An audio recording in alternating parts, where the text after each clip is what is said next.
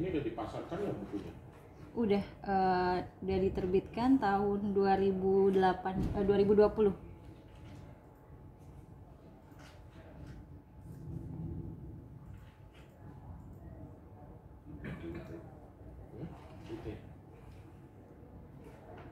Baik, udah Bapak, boleh bisa saya mulai? Baik, Ibu Meila. Ya, betul.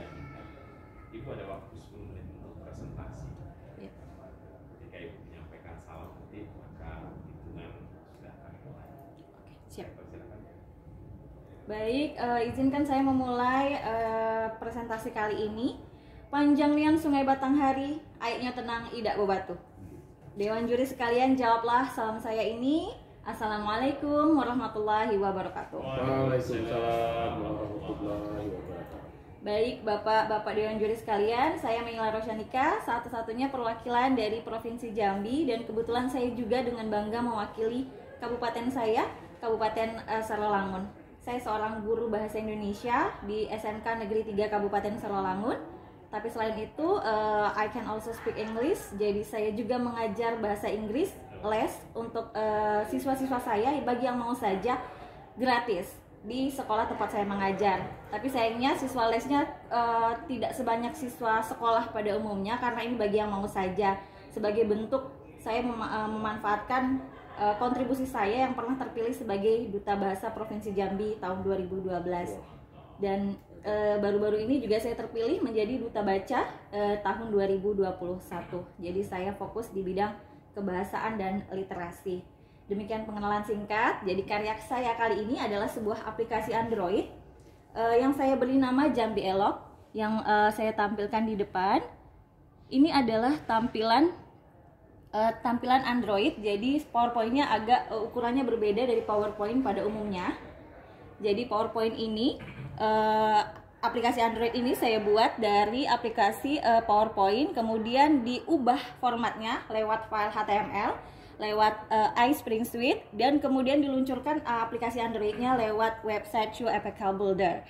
Nah, di sini pada aplikasi ini sengaja saya menampilkan pada latar belakang aplikasi. Mungkin jika Bapak berkenan di sini saya tampilkan juga, di situ juga ada. Pada aplikasi ini, pada latar belakang itu saya menonjolkan batik Jambi karena saya ingin mengangkat kearifan lokal. Jadi belajar bahasa Indonesia sekaligus mengenalkan budaya daerah dari batik Jambi. Kemudian karya saya ini juga saya sudah instalkan di handphone siswa. Keunggulan yang lain, karena di sekolah kami itu sinyalnya masih kurang stabil, Bapak. Jadi saya harus mencari cara bagaimana menciptakan sebuah kebaruan teknologi pembelajaran tapi tanpa menggunakan paket data. Jadi setelah diinstal di handphone siswa, aplikasi ini tidak memerlukan lagi paket data, alias sudah bisa dioperasikan. Nah, pada setiap tombol yang ada dalam aplikasi itu memuat unsur kearifan lokal. Jadi ada dua hal yang ingin saya jalankan misinya. Misalnya pada pembelajaran teks laporan hasil observasi, itu contoh teksnya saya mengambil suku anak dalam, suku marginal yang ada di Provinsi Jambi. Kemudian pada bagian cerita rakyat, itu cerita rakyat Elang Kayu Hitam. Kemudian pada materi puisi saya menonjolkan salah satu ikon wisata yang ada di Provinsi Jambi, itu Gental Arasi. Pembelajaran biografi tokoh Jambi, kemudian ada pengayaan pakaian adat, dan tombol mengenai diri saya pencipta aplikasi.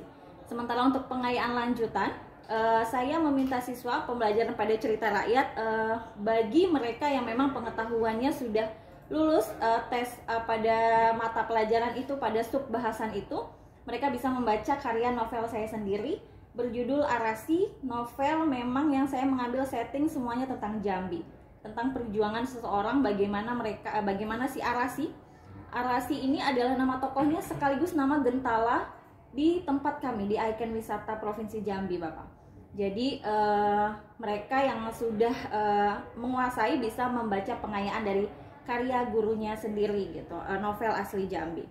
Baik, letak diferensiasi pada materi saya ini, misalnya pada pembelajaran rangkai hitam, kalau kita tekan pada aplikasi yang saya ciptakan itu saya membaginya ada pendalaman materi, analisis contoh, dan juga kuis, Bapak. Jadi ada langsung kita mengetes kemampuan siswa pada materi itu. Sebenarnya ini materi cerita rakyat, tapi saya ambil judul Rangkayo Hitam untuk menarik minat siswa tentang kearifan lokal dari daerah mereka sendiri. Rangkayo Hitam ini adalah salah satu cerita rakyat asli Jambi. Ada lagunya. Kalau kita klik pada bagian pendalaman materi, pada bagian ini dikhususkan bagi siswa saya yang memiliki kemampuan visual. Jadi dibuat di aplikasinya itu memiliki warna-warna dan menarik gitu. Dan ini saya arahkan siswa untuk membuat kembali mind mapnya dari tampilan pendalaman materi ini. Sedangkan untuk siswa dengan gaya belajar auditori itu bisa membaca langsung contoh cerita rakyat berjudul Rangkayo Hitam dan bisa mengklik bagian lagunya akan otomatis terputar. Mohon izin mendengarkan sebentar. Ini adalah lagu Rangkayo Hitam, lagu asli Jambi, mengenai cerita rakyat yang teksnya ada di sini.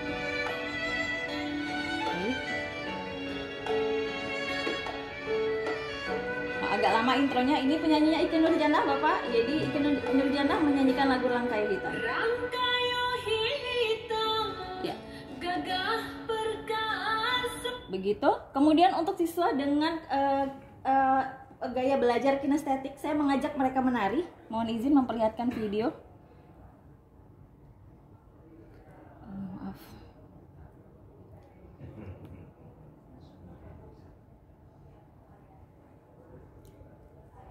Ini video saya menari bersama siswa.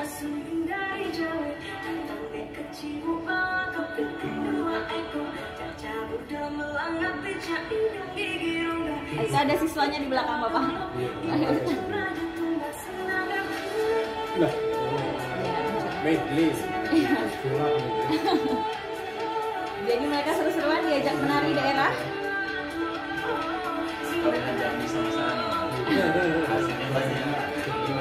Ya, ini gabungan, ini lagu daerah Maluku, Sumatera Utara, dan juga lagu dari Lampung, Cicip Perik. Mohon izin memperlihatkan endingnya, salam merdeka belajar. Iya. Begitu, sedikit. Untuk kinestetik ini kenapa tari daerah? Karena saya lihat sekarang anak-anak zaman now banyak yang mulai hobi joget TikTok. Jadi joget TikTok ini kan pakai energinya diarahkan ke menari daerah. Kemudian setelah menari daerah, ini kan gerakannya sederhana, bisa dikuasai dalam waktu yang tidak lama.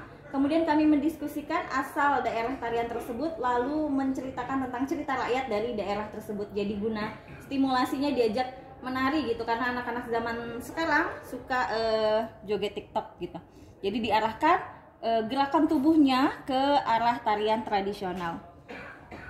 Baik, ini video singkat mengenai aplikasi saya. Dengan aplikasi yang saya ciptakan, aplikasi Jambi Elok berbasis Android. Jadi aplikasi pembelajaran ini memuat konten kearifan lokal dengan pendekatan pembelajaran berdiferensiasi. Nah, ini contoh materi cerita rakyat, ada teks mengenai Rangkayo Hitam, salah satu cerita rakyat asli Jambi.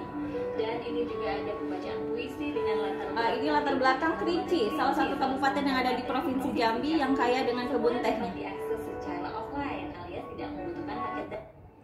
Baik, ini video singkat karena saya upload di TikTok. Saya juga sering membuat video pembelajaran via TikTok untuk masuk dalam dunia siswa. Nama Jambi Elok ini saya ciptakan sengaja selain memuat materi kebahasaan, juga terdapat wawasan mengenai kearifan lokal. Misalnya untuk mempelajari teks laporan hasil observasi, siswa juga disajikan teks berisi pengetahuan tentang suku anak dalam, suku yang ada di Provinsi Jambi. Selain itu tokoh Jambi, materi biografi, semuanya tentang Jambi, seperti tokoh Sultan Taha Syaifuddin. Juga dilengkapi dengan kuis interaktif untuk mengukur sejauh mana pemahaman peserta didik. Baik, kemudian untuk pengayaan selain buku, saya juga memperkenalkan baju adat di Jambi. Baju adat Jambi itu kalau di aplikasi bisa kita klik langsung bagian depan. Ini adalah gambar pakaian adat Jambi, pakaian pengantin adat Jambi untuk mengenalkan kepada siswa. Kemudian ini pakaian adat ini hanya sekedar pengayaan, Bapak. Bisa ya? Oke. Alhamdulillah setelah terinstal di handphone siswa itu tidak mengalami kendala, jadi mereka memang sudah bisa melihat tanpa menggunakan paket data. Karena sinyal ada di sekolah kami tapi terbatas, kurang stabil. Ya Bapak? Oh, 1 menit lagi. Baik, saya rasa itu cukup dari saya. I'm looking forward if you all have question to me. Saya tutup dengan quote dari Herbert Spencer bahwa education is not just about knowledge but also action. Thank you. Assalamualaikum warahmatullahi wabarakatuh. Waalaikumsalam. Baik, silakan Pak Hakim. Baik, Ibu Meila Rosianika. Iya, Akhirnya di bulan Mei. iya betul Bapak. Juni, Juli, Juli. Mei. Meila, Iya. keahliannya apa? Saya bahasa Indonesia. Bukan antropologis. Bukan Bapak. Bukan, baik. Juga bukan sosiologis. Bukan Bapak. Bukan. Konten yang dibuat sudah cakep, Terima kasih Bapak. sudah sangat dengan background sebagai guru bahasa Indonesia, kemudian bisa bikin program open source yang kerjaan anak-anak komputer ya. Cukup rajin, ada belajar. Tetapi begini, di program ini bagaimana kita mengukur gitu ya, gaya belajar anak itu ketika menggunakan ini. Asesmennya nggak ada. Saya lihat ini dibuat oleh Meila ini hanya untuk kepentingan di Provinsi Jambi. Bisa jadi waktu itu sedang jadi duta-duta ya, sehingga ini yang mau ditawarkan Pak. Saya melihatnya seperti itu, bukan untuk kepentingan pembelajaran sebenarnya, bukan apresiasi sama. Tapi ini makanya saya tanya tadi, antropologi kan, kan bahasa Indonesia. Itu yang saya tanya, gimana cara menentukan konten berdiferensiasi. Ya. Baik, mohon izin Bapak, terima kasih pertanyaannya. Kalau dikatakan mohon izin menjawab, ini saya buat untuk dalam kepentingan saya sebagai duta, itu mohon izin tidak benar, karena ini memang saya buat untuk ikut apresiasi GTK. Saya menjadi duta baca Provinsi Jambi itu ketika tahun 2021 dan tidak ada kaitannya dengan kegiatan mengajar saya. Kebetulan saya juga memiliki rumah baca di rumah saya sendiri, jadi kami punya ruang tamu. Mohon izin menjelaskan sedikit, kami punya ruang tamu di rumah. Kebetulan saya dan suami punya koleksi sekitar hampir 1000 buku, dan itu kami pinjamkan ke tetangga-tetangga sekitar. Jadi memang fokus saya dan suami itu di bidang literasi. Baik, Itu, izin menjawab. tidak harus orang bahasa Indonesia. Saya saja ada 4.500 buku saya di rumah juga dipakai untuk tetangga. Iya. Iya, baik. Kalau untuk kayak gitu ya, yang pastikan dulu untuk itu tes diagnostik ya, baik. Mungkin saya lupa tadi menjelaskan bahwa sebelum dilakukan penyesuaian pembelajaran pada gaya belajar, dilakukan tes diagnostik dengan beberapa diskusi pada guru BK, karena guru tersebut yang mengetahui psikologi siswa dan saya juga ikut berkontribusi gitu dengan instrumen beberapa pertanyaan seperti apakah kamu cenderung suka belajar dengan mind map dan sebagainya gitu, dan juga pengamatan secara langsung. mainnya sudah di Mas YouTube, Mbak Cikcok kan, udah bikin program pansos. Kenapa menentukan ini masih menggunakan manual? Ya, mungkin saya akan belajar aplikasi ya Bapak ya. Aplikasi gratis Iya. juga banyak. Iya ya Bapak. Baru saya beberapa hari ini ternyata ada aplikasi menentukan tes diagnostik, dan mungkin itu akan menjadi fokus saya selanjutnya. Iya. Sehingga tidak bias. Iya. Tadi bias tadi. Oke, baik. Jadi masukan Bapak, terima kasih. Iya, terima kasih. Baik, Ibu Meila. Dalam paparan Ibu tadi ada dua, Ibu menekankan terhadap dua gaya belajar siswa ya Bu ya. 3 Bapak, mohon maaf. Tiga. Visual, audio, auditory, dan Oke. kinestetik. Tapi outputnya kenapa berbeda ya Bu? Yang satu belajar tentang hikayat Rangkayo Hitam, yang satu lagi belajar menari Ya, terima kasih Bapak. dengan ini yang berbeda ya. Bagaimana itu penjelasannya? Baik, terima kasih Bapak pertanyaannya, saya senang akan menjawab. Jadi salah satu pembelajaran berdiferensiasi ini adalah kita menentukan kebebasan kepada siswa untuk bagaimana mereka mengkaryakan pemahaman mereka terhadap pembelajaran itu. Kenapa ada menari? Menari yang saya tunjukkan di sana adalah menari daerah. Dan jujur untuk guru bahasa Indonesia itu memang saya mengalami kesulitan mengajak siswa menari. Ini diawali dari keresahan saya tentang gerakan-gerakan joget TikTok, bagaimana memasukkan ke dalam pembelajaran bahasa Indonesia. Ternyata ada pelajaran cerita sub bahasan cerita rakyat. Jadi saya mencari gerakan tarian daerah dikombinasikan. Kalau tadi dilihat itu ada beberapa lagu daerah, ada dari Sumatera Utara, Maluku, dan juga Lampung. Itu menjadi satu gerakan yang memang mudah. Kemudian setelah diajak menari, ditarik interestnya siswa. Oh ternyata guruku walaupun bahasa Indonesia dia bisa menari gitu. Ternyata guruku ada effortnya, ada usahanya untuk membuat kami tertarik. Nah setelah mereka tertarik, setelah menari, dilakukan refleksi. Daerah mana tadi coba hayo. Kadang-kadang anak-anak ternyata pengetahuan tarian daerahnya juga masih harus kita kita afirmasi lagi gitu. Jadi setelah diketahui, oh tarian daerah Sumatera Utara, apa ya cerita rakyat dari daerah Sumatera Utara, baru dibahas bersama untuk dilakukan pemahaman mengenai cerita-cerita rakyat yang ada di Indonesia. Memang saya memasukkan unsur kedaerahan Jambi di situ sebagai salah satu upaya untuk memaksimalkan kearifan lokal, tapi juga tidak menutup pengetahuan terhadap kearifan lokal daerah lain. Terima kasih Bapak. Ini maksud saya, Ibu, satu untuk yang tadi yang auditory ya, atau yang visual, Ibu menampilkan cerita legenda Rangkayo Hitam. Iya. Tapi untuk yang kinestetik, Ibu menampilkan tarian. Itu kan dua hal yang tidak sama ya isinya ya, begitu ya, tarian dan cerita. Kenapa yang untuk kinestetik tidak Ibu buatkan, misalnya mereka suruh membuat video tentang legenda si Rangkayo Hitam ini, mereka berperan di situ, atau mereka melakukan adegan satu cuplikan adegan, sehingga tetap sama ininya. Outputnya ya Bapak? Iya, seperti itu. Baik, pertimbangan saya waktu itu saya memang lagi fokus ke bagaimana mengarahkan energi anak-anak ini agar tidak terlalu sering joget TikTok, biar mereka tertarik ke tarian daerah.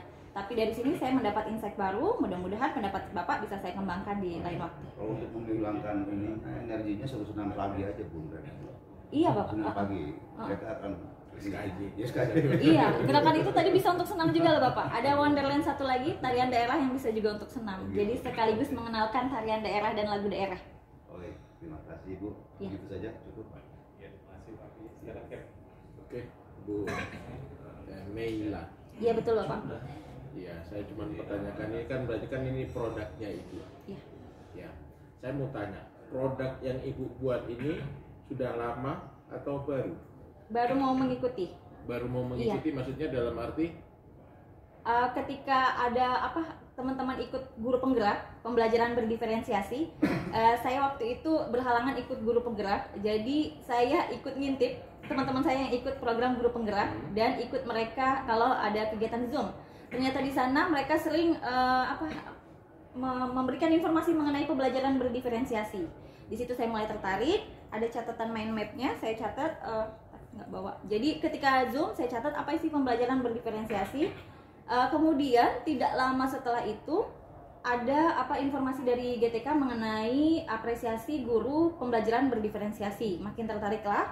Kemudian saya ketemu di TikTok juara, saya tidak tahu beliau juara atau tidak, yang jelas beliau terpanggil untuk apresiasi tahun lalu di TikTok. Nah karena saya memang beberapa video pembelajaran saya di TikTok, saya ketemu guru ini, beliau ini aktif juga di TikTok dan juga mau membelajarkan siswa, mau belajar gitu. Lalu saya belajar. Ya, maksud saya ini kan yang Ibu buat ini mulai dari bulan 8 lah berarti. Bulan 8. Ya, bulan 8 kah? Tidak lama sebelum Itu bisa informasi dilihat ini. di program. Oke. Iya.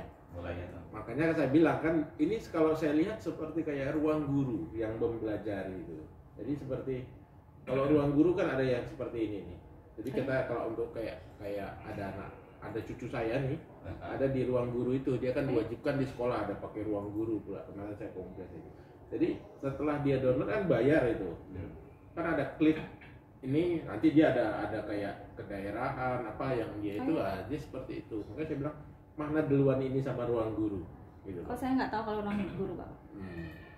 Nah, ini hanya berlaku di Android saja atau ada di iOS juga? Di Android saja. Android Iya, saja. siswa saya semuanya pengguna Android. Pengguna Kami Android. di daerah.